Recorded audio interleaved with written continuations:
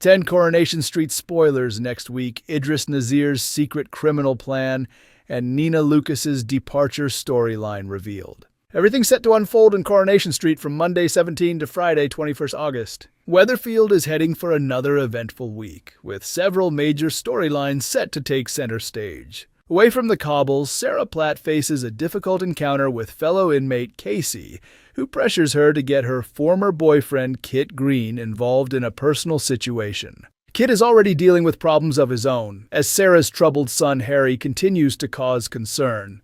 Meanwhile, the Metcalfes find themselves struggling with their new foster daughter, Lucy Parkinson. Elsewhere, Idris Nazir finds himself at the center of trouble after arranging an illegal poker night in an attempt to raise enough cash to purchase Speed Doll. At the same time, Bernie and Dev Winter-Allahan receive an unexpected visitor when a mysterious newcomer with links to their past turns up at their home. Todd Grimshaw also crosses paths with Celeste after spotting her again.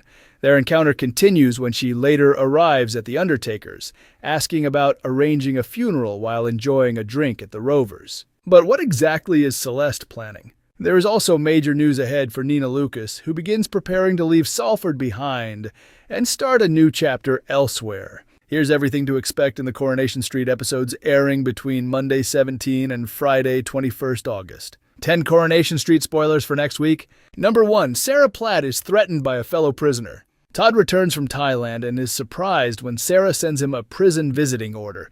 During their reunion, he reassures her that he still cares deeply about her.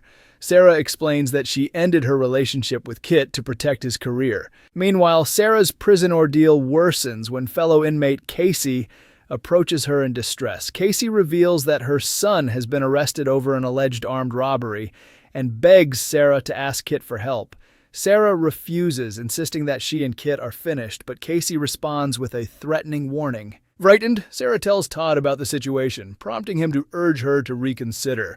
Todd then tracks down Kit and explains that Sarah needs his assistance. Kit visits Sarah, who reveals that she desperately needs his help. However, he warns that getting involved could jeopardize his career. Casey's threats soon become physical, leaving Sarah terrified as she warns that Sarah will be held responsible if anything happens to her son. Number 2. Kit Green struggles to look after Harry Platt. Adam Barlow manages to convince an increasingly difficult Harry to give his Little Big Shots drama group a try by tempting him with the chance to play the lead in Bugsy Malone. Although the idea gets Harry to attend, Kit is left feeling guilty and wondering whether he is failing in his role as a father. During the drama session, Harry becomes furious after being teased about Sarah and lashes out by smashing Jake Windus's headphones. Glenda Shuttleworth tries to reason with Kit, but when she is unable to get hold of him, Adam is forced to step in and take Harry back to Bethany Platt. Adam later confronts Kit and gives him a stern lecture, accusing him of not taking enough responsibility. He then contacts Sarah in prison and explains his concerns, warning her that Harry needs consistency and that Kit has repeatedly failed to provide it. Later, Adam and Bethany speak to Kit about a possible solution. They suggest Harry stays with Kit for the rest of the school holidays, insisting that the responsibility of looking after him should be shared between them. Adam eventually takes Harry to the holiday club where he meets a woman called Lottie.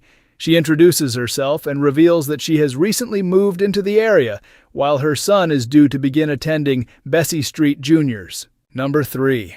Lucy Parkinson finds it difficult to cope without her parents. Shona Platt suggests lunch with Sally, hoping Lily and Lucy can move past their previous argument. During the meal, Lily gives Lucy a heartfelt apology and opens up about losing her own mother, Kylie, explaining that she understands some of what Lucy is experiencing. Sally is touched and believes the girls could eventually become close friends. Later, Sally and Tim reassure Brody that his sisters will see their mother after returning from Spain.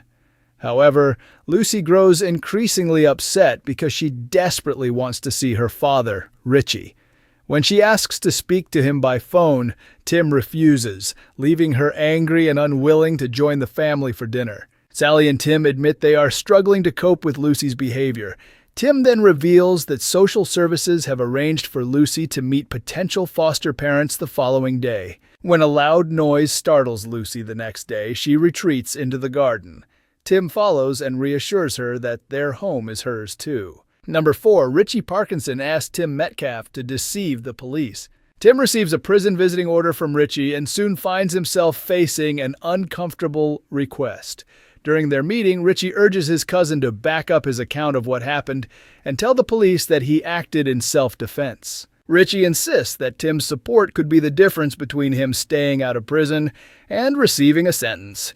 However, Tim refuses to get involved in the lie. Furious at Tim's decision, Richie reminds him that he would never have been able to return home to his wife, Rachel, without Tim stepping in to help him. Will Tim eventually give in to Richie's pressure, or will he refuse to risk everything by lying to the police? Number 5, Idris Nazir organizes a secret poker game at Speed Daal. Adam urges Alia Nazir to reject Idris's offer and hold out for the full $50,000 she wants for her share of Speed Daal. Meanwhile, Idris struggles to raise the extra $15,000 he needs. After Leanne Battersby loans him $5,000, he comes up with a risky plan. When Ollie mentions his poker skills, Idris decides to organize a secret game at Speed Daal, hoping Ollie can win enough money to help fund the purchase. He recruits Ollie and Lauren Bolton, but warns them to keep the plan hidden from Alia and Leanne. However, Lauren overhears his scheme and advises Ollie to stay away. Brody lets Kit in on the secret, and Kit persuades Idris to let him join the game. Suspicious player Fiona Morley also takes part and insists that the stakes should be doubled. As the poker night gets underway, Brody secretly helps himself to drinks from behind the bar. Eventually, only Fiona and Ollie remain, with Ollie emerging victorious and leaving Idris relieved. The next day, Leanne discovers what happened and is furious that Ollie used her money to play. She bans Idris from Speed Daal, but he reveals that Ollie cheated, meaning her money was never truly at risk. Later, Fiona is stunned to discover that the man who beat her is actually one of Speed Daal's chefs. Number 6, George Shuttleworth and Christina Boyd face another disappointment. George Shuttleworth and Christina Boyd are looking forward to their upcoming trip to Somerset, where they are due to spend some time with George's cousins. However, their plans are suddenly put in doubt when Todd accidentally reveals that Christina has been spending money recklessly once again. Furious over what he has heard, George tells Christina that she will no longer be joining him on the trip. Feeling hurt and upset, Christina heads to the Rovers for an evening with Todd, James Bailey, and Sean Tully.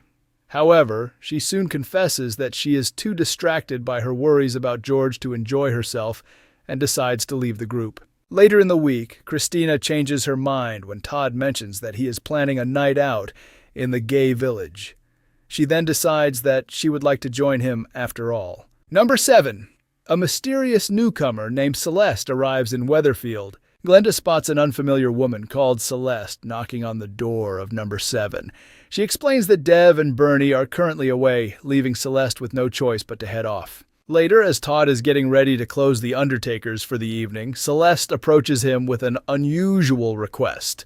She explains that she wants to organize a funeral and suggests they continue the conversation over a drink. The following day, Celeste arrives at the Rovers accompanied by her driver Fraser and begins discussing the funeral arrangements with Todd. He is left stunned when she reveals that the service she is planning is actually her own. Celeste explains that doctors have given her just 6 weeks to live and says she wants every detail of her Dolly Parton-themed funeral to be exactly right. But why was Celeste looking for Dev and Bernie in the first place? Number 8. Glenda Shuttleworth develops a crush on Celeste's driver Fraser. Glenda is immediately attracted to Fraser when she meets him at the Rovers and wastes no time asking him out for a drink.